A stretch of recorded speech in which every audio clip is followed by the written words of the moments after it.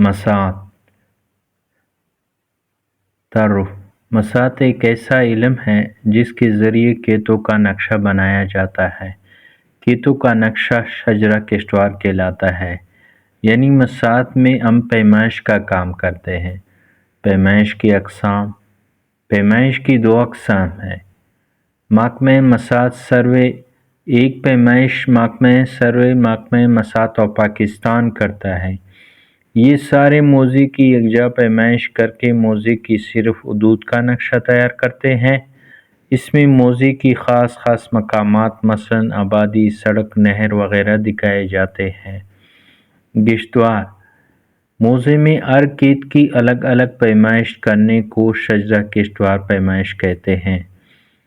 بندوبستی پیمائش measurement during land settlement وہ پیمائش جو بندوبست اراضی کے دوران ہوتی ہے بندوبست پیمائش کہلاتی ہے۔ بندوبست پیمائش دونوں اقسام کی پیمائش کا مجموعہ ہے۔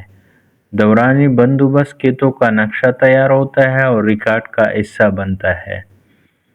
قدمی پیمائش جب زمین پر فصل کھڑی ہو تو عارضی طور پر قدمی پیمائش سے کام چلایا جاتا ہے۔ یہ پیمائش بذریعہ قدم ہوتی ہے۔